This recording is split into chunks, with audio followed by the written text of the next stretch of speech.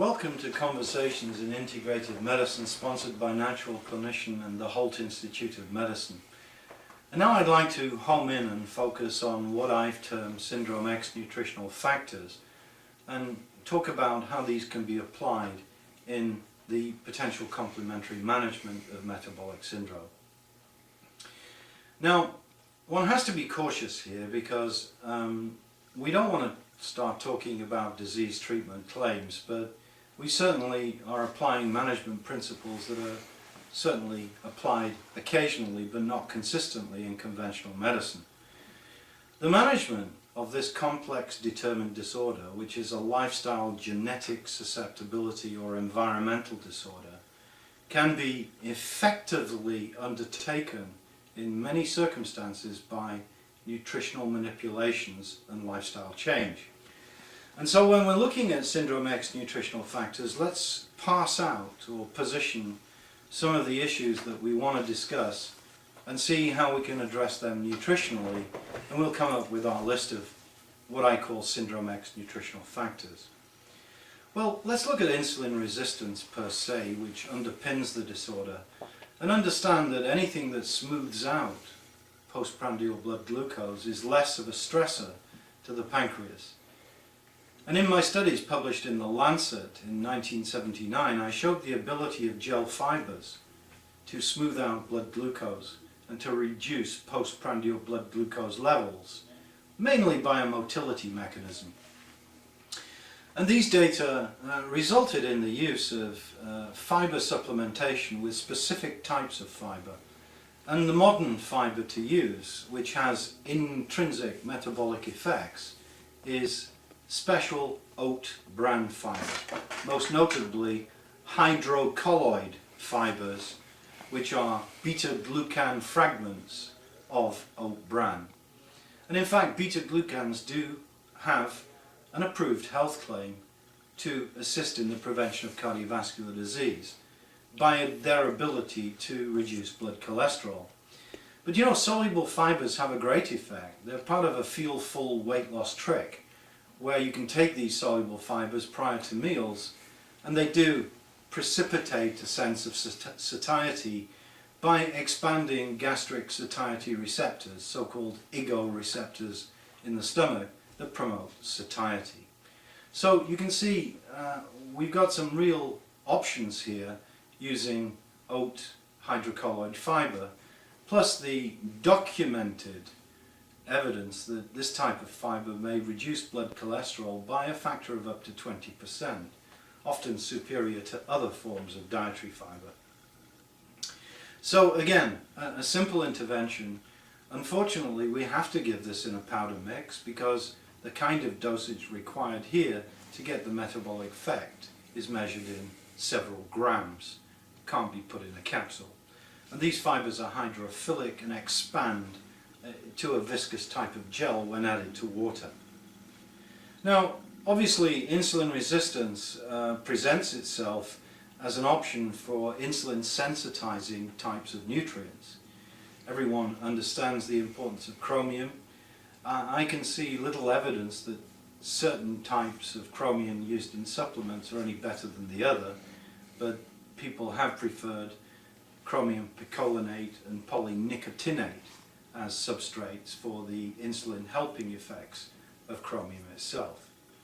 Obviously, biotin added to chromium seems to enhance the effect, and this has been subject to some degree of patent application. But we have other insulin sensitizers available to us, like alpha lipoic acid. And again, please remember the power of the effects of fish oil active EPA on peroxisomal receptor activity. Very good research performed at Mount Sinai Hospital in New York showing the effects on peroxisomal receptors, which are involved in the genetic control of insulin's actions and in fact cholesterol regulation by the body. So what about insulin sensitivity and fiber? Well, if you smooth out blood glucose, you're not tending to ask the pancreas to push up the insulin level. So that's obvious. Now, we have many ways of affecting abnormal blood lipids. Certainly fish oil is very good at slamming down on triglycerides, tending to reduce LDL, and with a tendency in some circumstances, when combined with exercise, especially in raising HDL and altering the particle density of LDL to some degree in some observations. So we've got a whole host of cholesterol lowering supplements that we use, and we're not permitted to say cholesterol lowering, we're only permitted to say promotion of a healthy blood cholesterol level, whatever that means, because lowering blood cholesterol has been deemed to be a drug claim. But out there we have excellent things like polycosanol, we have even common things like garlic, we have a whole host of different agents like red yeast rice and other things that are associated with good effect from an evidence-based point of view in the promotion of a healthy blood cholesterol. So these would fall into the category of syndrome X nutritional factors. So we've looked at weight control, one side of the X, or one arm of the X. We've looked at insulin resistance, another arm of the X. We're starting to look at cholesterol.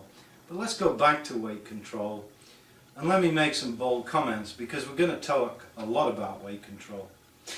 Again, not assessing and managing metabolic syndrome and insulin resistance in overweight individuals is almost malpractice.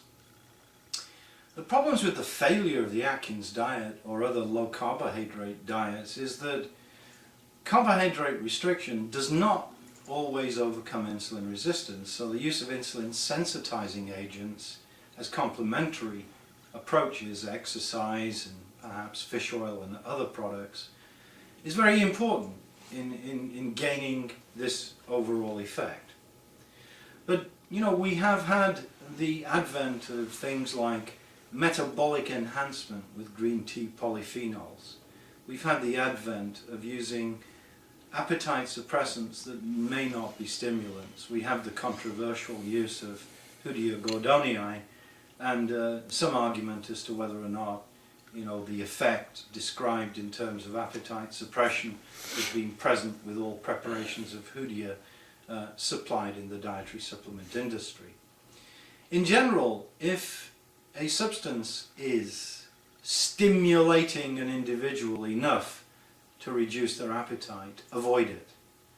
Because we have a problem there. If anything stimulates, it compounds cardiovascular risk. And the problem with ephedra and its misuse was it was given to people with metabolic syndrome who had established cardiovascular and stroke risk and who had high blood pressure. And they took the extra cardiovascular stimulus, and that's the danger of stimulant drugs for weight control, or stimulant agents. And looking at drugs that have enjoyed popularity in the past, such as amphetamines for weight control, they all work by decreasing appetite by a stimulant way. But we have other promising types of supplements, like caralluma, for example.